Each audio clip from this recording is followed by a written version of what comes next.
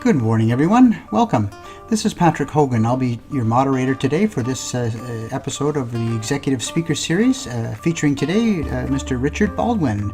Richard is the Director of U.S. Operations for Health, Safety and Environment for PCL Construction, a $7 billion U.S. operation with about 15,000 employees and anywhere around 700 projects going on at any one time. So Richard was recently recognized as the 2017 Board of Certified Safety Professionals Award of Excellence this year.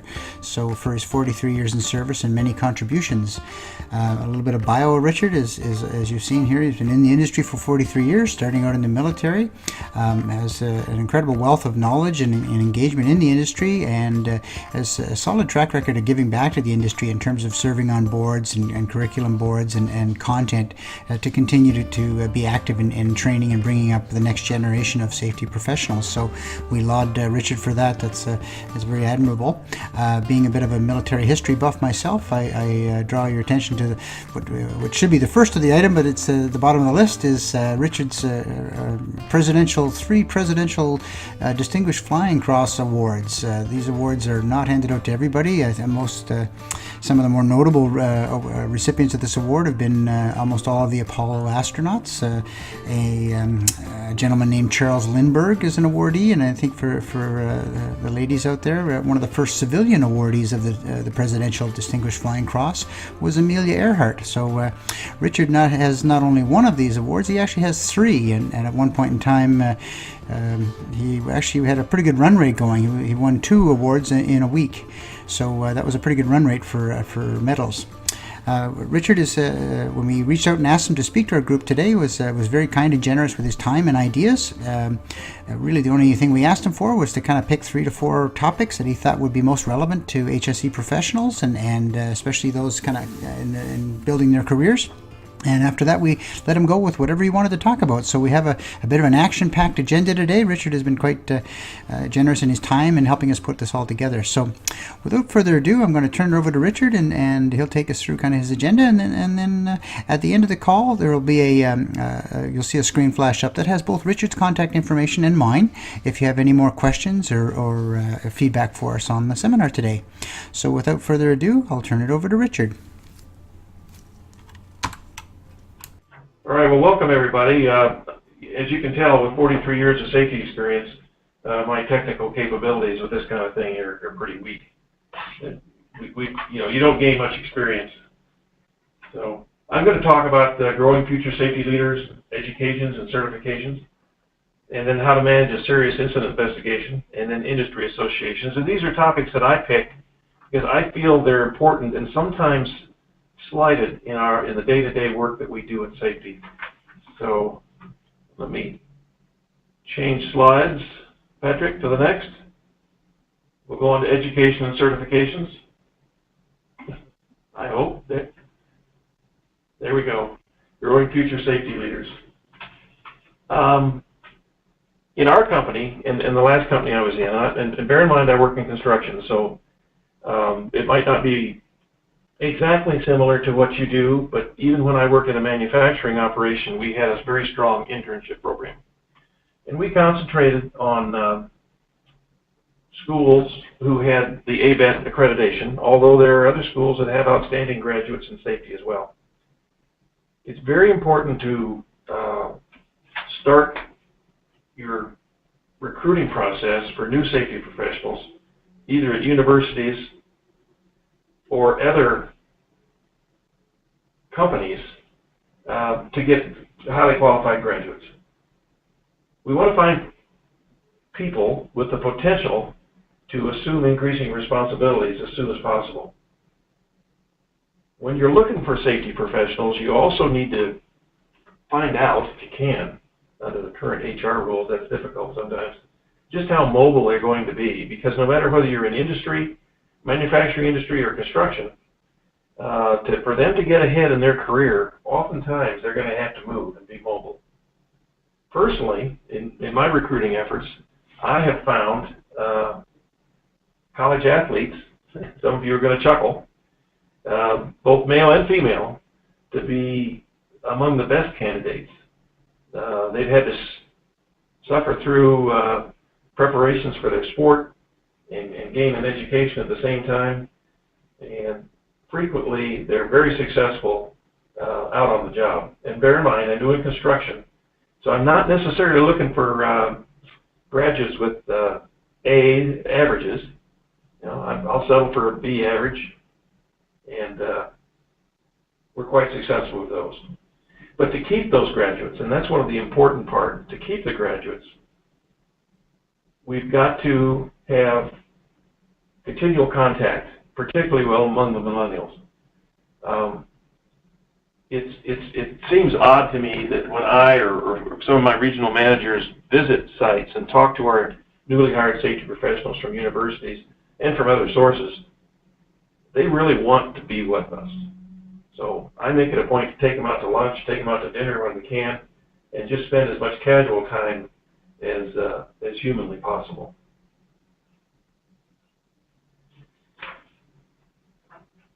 So Patrick, can you go back to the other slide, the growing future safety leaders for me? There you go. You got it. You got it. Jumped ahead just a minute. I didn't notice. Today, you know, like I said, you've got to know the people that are working for you. You've got to know your safety pros. And in our company, we have 80 here in the U.S. and about 300 in Canada. In the last company I was in, we had about 75 or so. And I made it a point to know every single one of them, because that was the way I felt we were going to be the most effective. What motivates them? Well, unfortunately, sometimes they're kind of hamstrung by the location that they select to live in first. We had one young individual who's highly promising graduate from Murray State University. And he developed a relationship with someone in Florida. And when we tried to move him to North Carolina, that was a no-go, and he looked for another job. Salaries are very important to these young people. Well, to us old folks too. You've got to keep them moving. So for the first 3 years, we do 6-month performance reviews and a little salary bump along the way as well. Because these folks, they don't live in a vacuum. No, they're frequently calling their buddies from schools that they graduated from and comparing notes to see how they're doing in their careers. So we try to keep them moving as much as we can. I want to stress one point, that in my history, when I hire somebody, I coordinate with HR, and I tell the individual who I'm hiring, I said, we want you, but you're on a leash for 6 months. And if something happens and I decide that you're not right for this position, you know, I'm going to give you about a month's notice, and then I'm going to cut the cord. And I tell them, it doesn't happen very often, but it's vital that we keep the most highly qualified safety people on the job. After all, we're looking after the livelihood, the well-being of all the workers in our company. So I can't afford to have someone who's weak and ineffective. And in the past, I have indeed cut somebody before that 6-month time period. After 6 months, there's hardly ever a failure, hardly ever a failure. So in your planning, you need to make sure that they have opportunities for continual improvement. And that means seminars. If you have company safety management meetings, they're given the opportunity to attend. And above all, perhaps, it's important that they be assigned to plants or construction projects, as it may be, where they can respect their leaders. And let's face it, not every person that's in a leadership role is capable of earning that respect. But I take great pains to make sure that if I'm going to put a young safety professional just out of school on a job, on his own, that he's with someone that I can trust. So budget for their education and their certifications, make frequent contact, and always respond to their needs. They expect that. Patrick, you can go to the next slide. So education and certifications, again, we've talked about the value of the internship. It gives us an opportunity to assess the potential of that individual in our company. I think we can attract higher qualified professionals when we have an internship program, because they are well coached in their universities to know what to expect in an internship. Plus, they can give some assistance with safety. You know, we only have them during the summer, typically 2.5 months, and there's a lot of things they can do. But when we have an internship with an individual, we gradually bring them up to speed where they're doing almost everything that our full-time safety professionals doing on the project. So they're doing orientations, safety meetings, investigating incidents, doing regular inspections by the time they're through. So not every college graduate, okay, is suited for safety. And frequently we find ourselves in a position where we can bring on board someone who's in our company who has been on the safety committee, done safety inspections, showed a lot of promise. Maybe they've gotten a certification as an EMT and gradually worked their way into a spot where they provide some value to us. So an education is not necessarily a mandatory element to be a safety professional, that's for sure. But as you all know, it's getting so technical with OSHA requirements and the scientific needs of a safety professional that college education is becoming extremely important. When you bring somebody on board, you've got to build a knowledge base. Make sure they get opportunities to go to local training classes, attend ASSE seminars, regional meetings, offer them courses such as Click Safety and other commercial online training opportunities. Get vendors to visit your plants and projects and talk about the equipment. And I've got to talk about one standard that's coming up. Well, actually, it's effective September 23rd. The silica standard in construction, highly technical information, and that's just an example of what safety professionals need to know. And we've got to keep them on the forefront of the technical knowledge.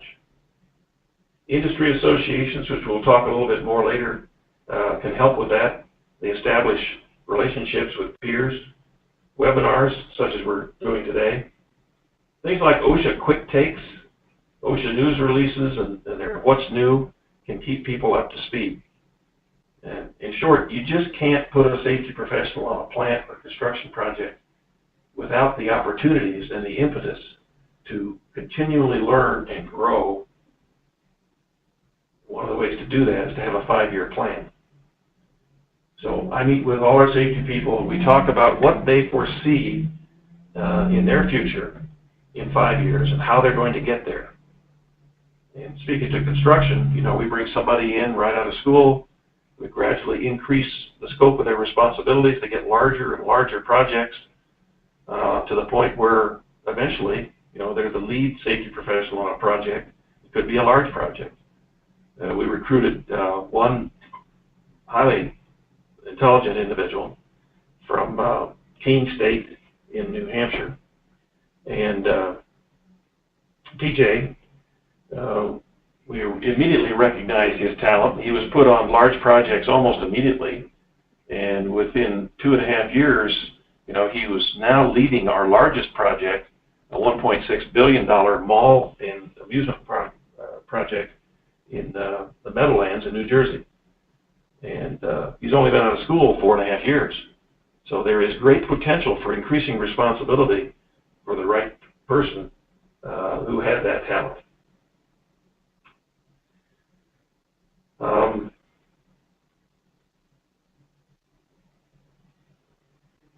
Let's change slides to the next one.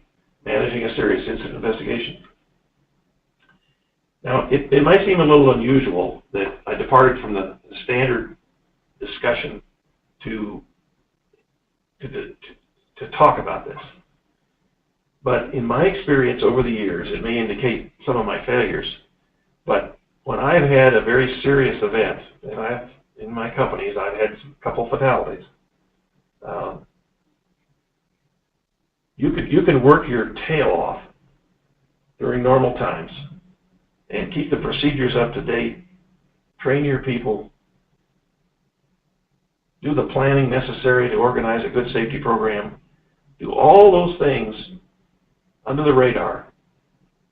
But when something serious happens, all of a sudden, you're in the spotlight.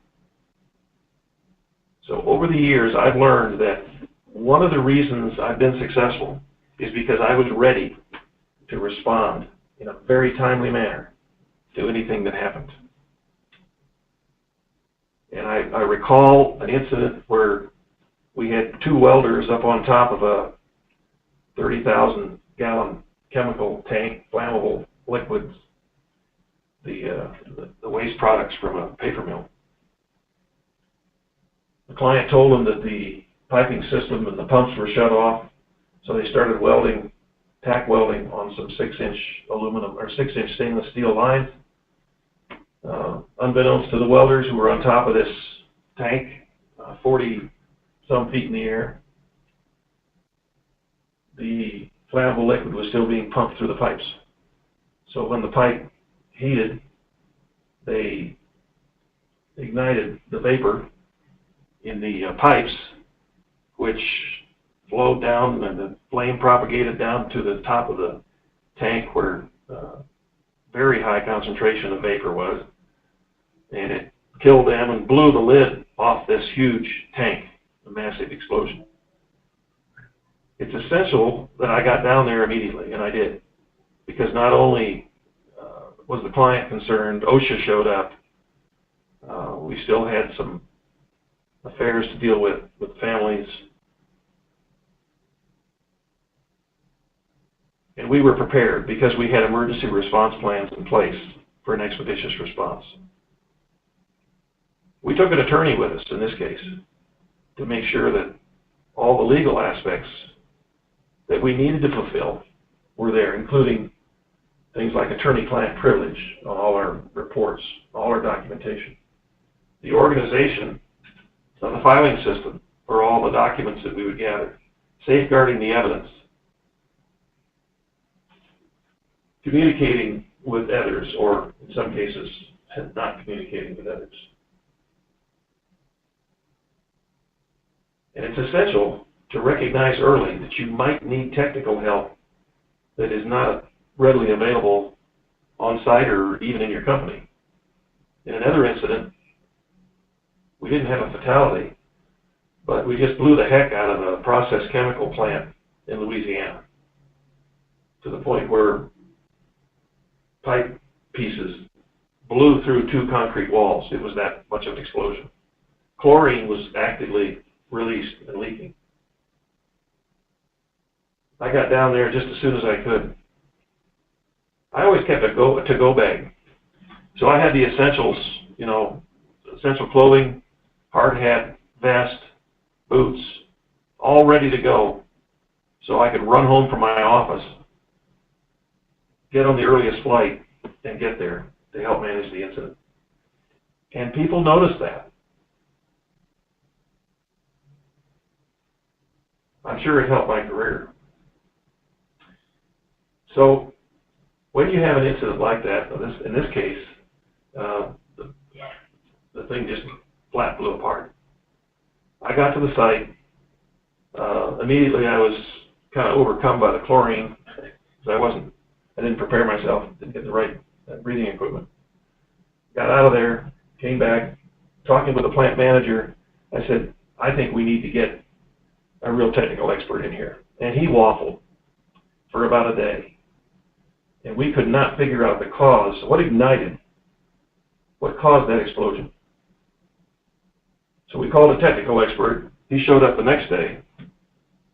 Unfortunately, we were in the New Orleans area, so there was someone there. And within a couple hours, he isolated on the 2 chemicals that inadvertently were combined in this piping system that caused this massive explosion. So the point here is, don't hesitate to get a technical expert in early, whether it's a crane collapse or a explosion like we had. It'll help you solve the problems and get the causes determined. You've got to be organized.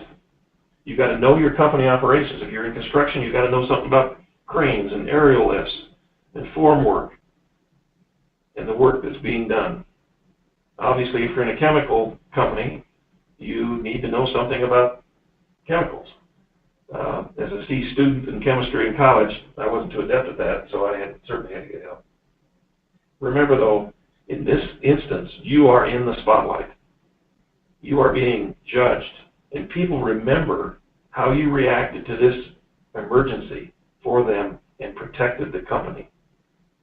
And that's one of the important aspects. Could we switch slides, please? So, the industry associations I have highlighted here, CII, that's the Construction Industry Institute, ASSE, you all know, Associated Builders and Contractors, Associated General Contractors, and there's others, of course, in the manufacturing operations or the disciplines that you all work in.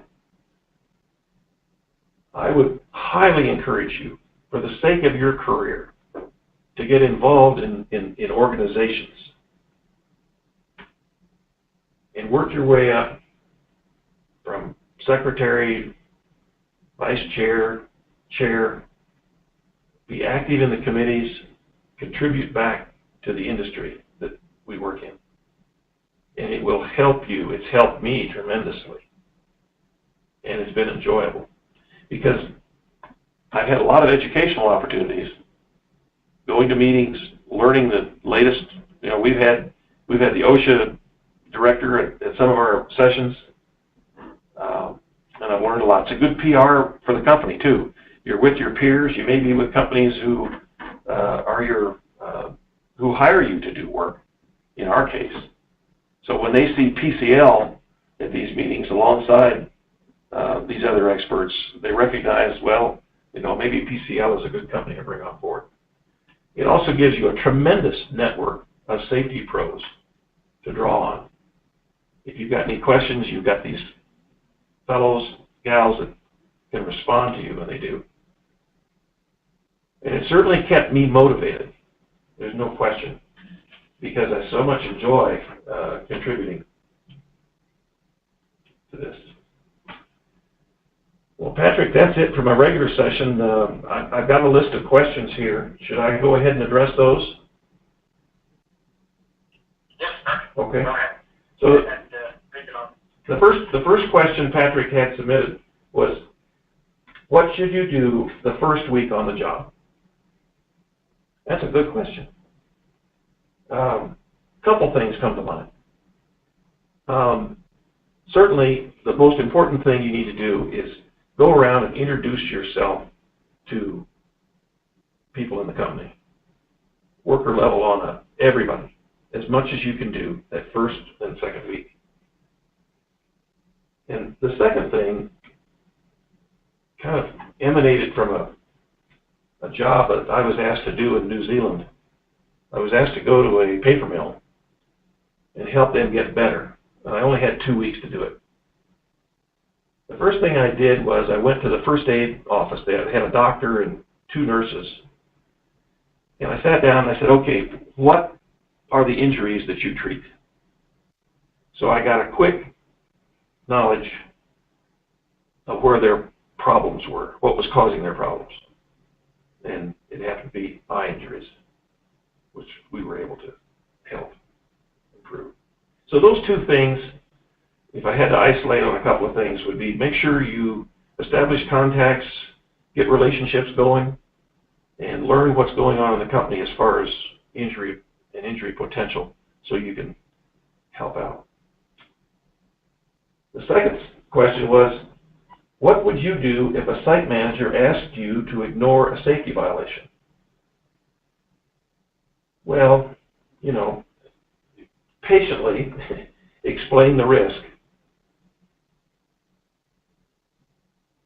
both to employees and from a legal aspect to the company, and try to get them to see why changes need to be made, why they can't ignore that safety violation. And as always, if that fails, you got to play your trump card and go to the next level. Whether in our case it's the construction manager or the plant manager, you've got to raise it, and you can't stop. You've got to get the situation resolved. The third question was, what do you think is the number one priority for a health and safety officer? What do you think is the number one priority for a health and safety officer? And without question, it's maintaining your integrity. And naturally, when we think of integrity, we think of OSHA record-keeping reporting. In my experience, absolutely, in every situation, you've got to make the best judgment you can to manage a particular injury case and make the right decisions on record-keeping. People are watching. And woe be the company that gets a record-keeping citation that's supported, because the industry is watching and they'll see it. So keep your integrity. Number 4 was, tell me about the biggest challenge at your job.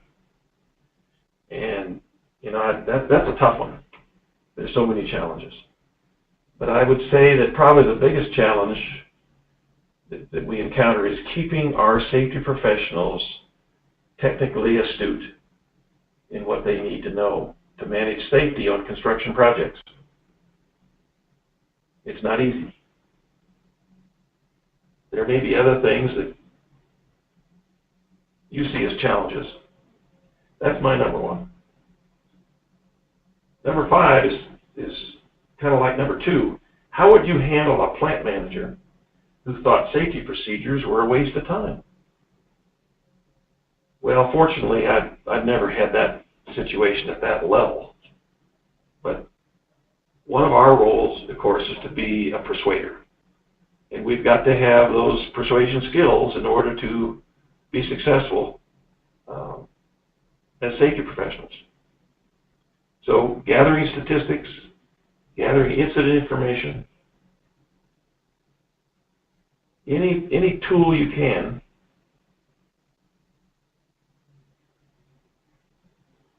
is necessary to improve.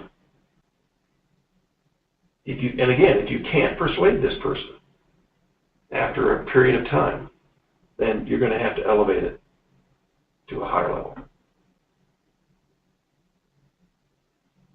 Number 6, what's the worst safety violation you've ever seen? And I talked about it earlier.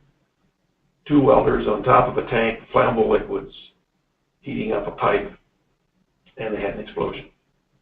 And of course, in construction, one of the worst we can see is someone at height not tied off properly and at risk for a fall.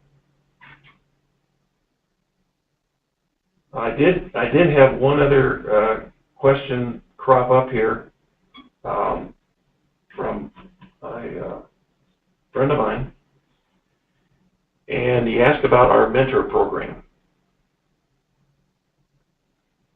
And in our company, we spend a great deal of time mentoring our young people, and the mentorship doesn't emanate just from safety professionals, but also from for construction managers and superintendents who help our young safety pros learn more about the technical aspects of the business.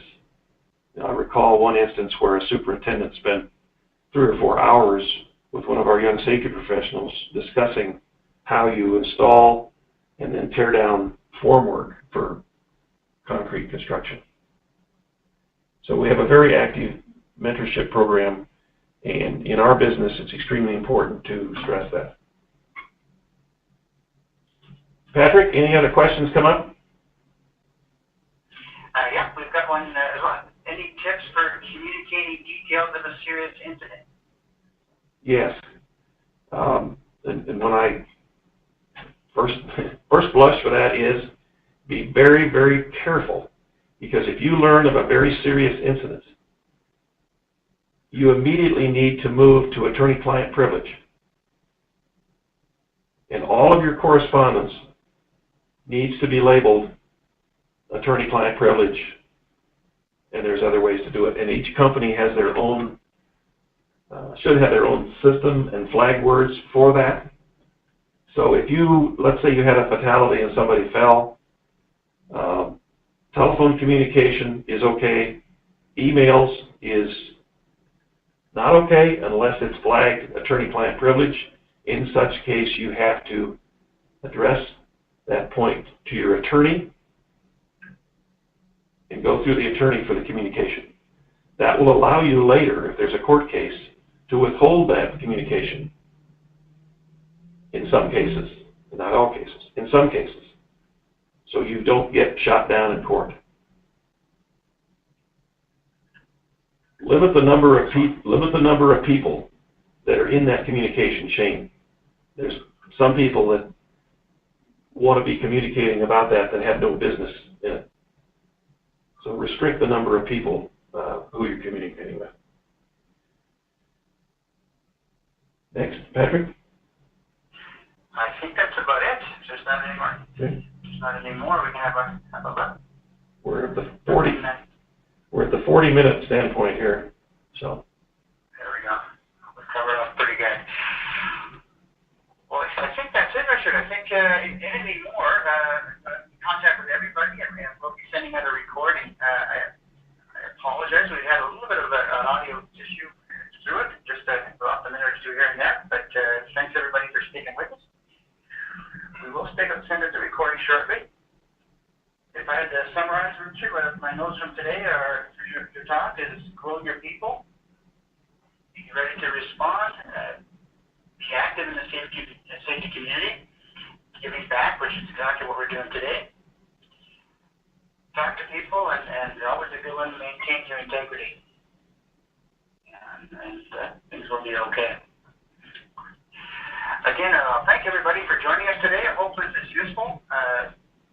In return, we'll ask you at the end of the webinar, there'll be a small questionnaire, come up 2 or 3 questions. Really, we're looking for other topics that you'd like to hear or be interested in having the speaker come on for our next series.